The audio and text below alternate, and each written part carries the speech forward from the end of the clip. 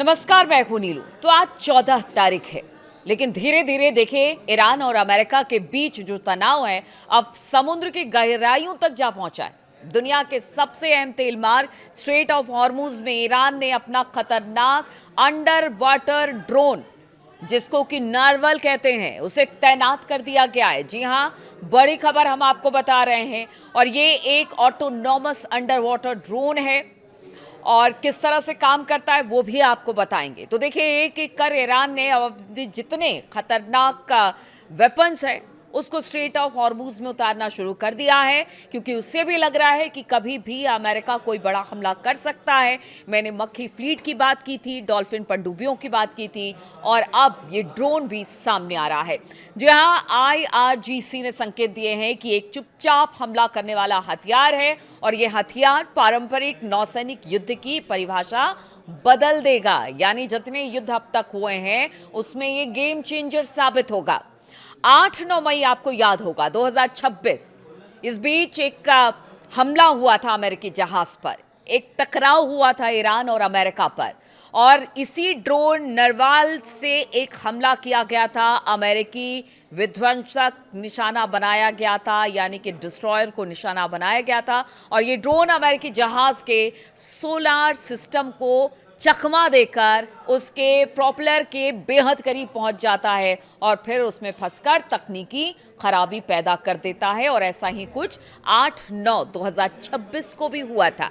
इसमें अमेरिकी विध्वंसक को काफी ज्यादा नुकसान पहुंचा था। अमेरिकी सेंट्रल कमांड यानी सेंटकॉम के मुताबिक वे अब ईरानी UUVs का मुकाबला करने के लिए खास माइन क्लियरेंस और ड्रोन हंटर सिस्टम को तैनात कर रहे हैं। तो देखिए, तैयारी दोनों तरफ से है, लेकिन इस बार जो ड्रोन ईरान ने लगाया है स्ट्रेट ऑफ हॉर्मुज में, वो बता रहा है कि वो गेम चेंजर होगा और अमेरिका के बड़े बड़े डिस्ट्रॉयर खड़े रह जाएंगे और उनको बहुत नुकसान ये ड्रोन पहुंचाने वाला है। ऐसे में अगर स्ट्रेट ऑफ हॉर्मुज में लड़ाई होती है तो ईरान अब धीरे धीरे आगे बढ़ रहा है कि अब लड़ाई तो स्ट्रेट ऑफ हॉर्मुज में होकर रहेगी, मान के चला जा रहा है। हालांकि अमेरिका भी अपनी तरफ से पूरी कोशिश कर रहा है, महाशक्ति है तो कोशिश तो करेगा ही।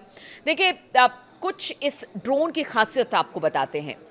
ये चुपचाप ऑपरेशन करता है, यानी कि ये जो ड्रोन है वो लिथियम आयन बैटरी से चलता है, जिसमें इंजन का शोर ना के बराबर होता है, और इसकी वजह से अमेरिकी नेवी के जो बड़े बड़े सोनार है उसे पकड़ पाने में विफल रहते हैं, यानी अक्षम रहते हैं, वो नहीं पकड़ पाते इस ड्रोन की, इतनी कम इसकी आवाज़ होती है।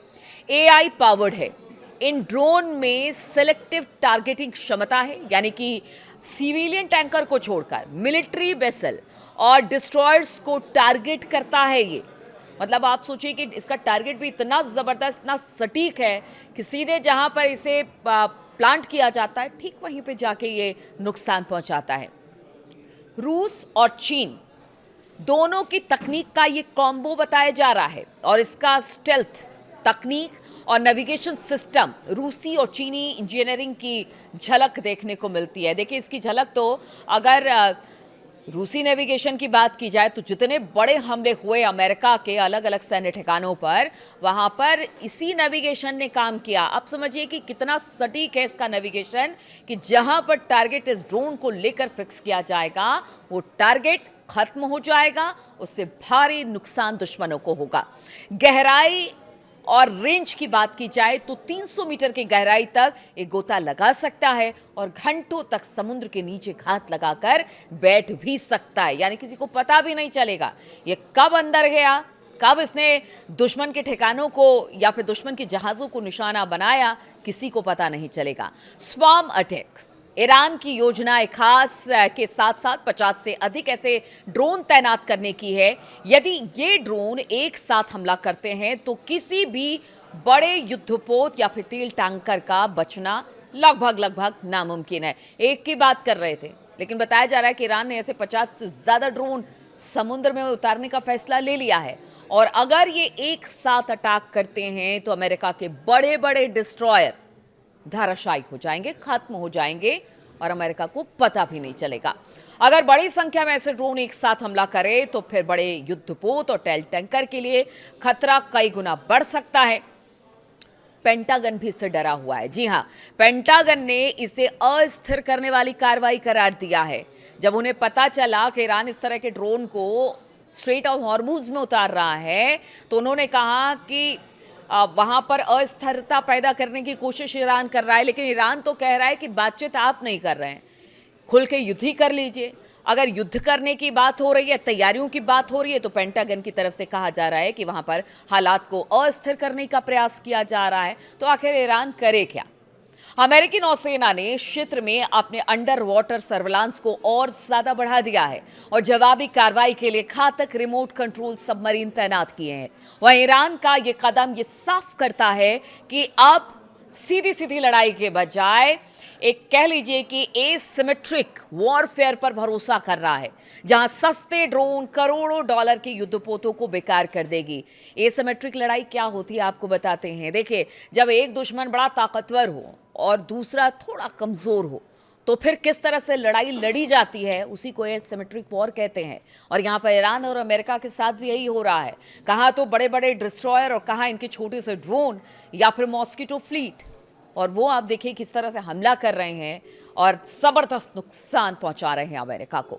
तो आने वाले दिन हॉर्मुज की सुरक्षा के लिहाज से काफी संवेदनशील होने वाले हैं और ऐसे में अगर एक एक करके हॉर्मुज को सेंटर बनाकर अमेरिका भी अगर यहां पर कुछ भी ऐसा करता है, तो फिर ईरान भी उसके लिए तैयार है। धीरे धीरे करके वो अपने बेड़े में एक के बाद एक, हॉर्मुज में अगर लड़ाई होती है तो उसके लिए उसने पूरी तैयारी कर ली है। हालांकि बताया ये भी जा रहा है, खबर ये भी मतलब निकलकर सामने आई है कि 40 देश जिस तरह से हॉर्मुज से तेल टैंकर नहीं निकल पा रहे हैं, वैसे में बहुत सारे देश ऐसे हैं जिनको इसका खामियाजा भुगतना पड़ रहा है। महंगाई अपने पूरे चरम पर है, हर एक देश ने अलर्ट जारी कर दिया है महंगाई को लेकर। अब ऐसे में 40 देश बताया जा रहा है कि हॉर्मुज की तरफ आगे बढ़ रहे हैं। ऑस्ट्रेलिया ने तो अपना एक डिस्ट्रॉयर देने की बात की है ईरान से लड़ने के लिए, ताकि हॉर्मुज को खुलवाया जा सके।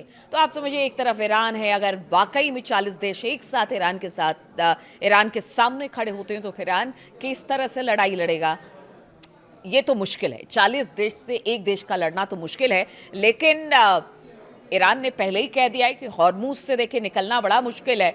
जब तक उनकी बातों को नहीं मान लिया जाएगा, किसी भी देश के जहाज बिना उनकी इजाज़त के, बिना उनको भुगतान किए नहीं निकल सकते हैं। और अब तो कहते हैं कि जो भुगतान की राशि है वो ईरान और बढ़ाने जा रहा है। ऐसे में समझिए कि स्थिति और गंभीर हो जाएगी, समस्या और गंभीर हो जाएगी।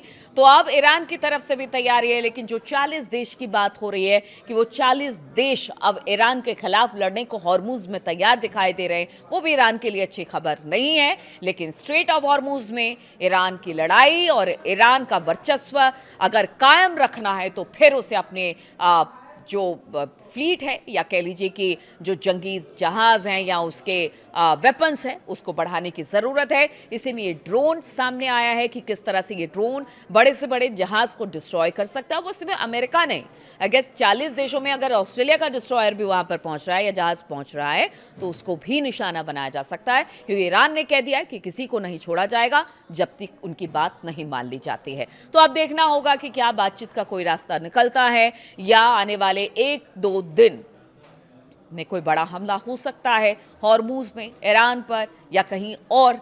इस पर हमारी नजर बनी रहेगी। बहुत बहुत शुक्रिया मेरे साथ इस वीडियो में शामिल होने के लिए।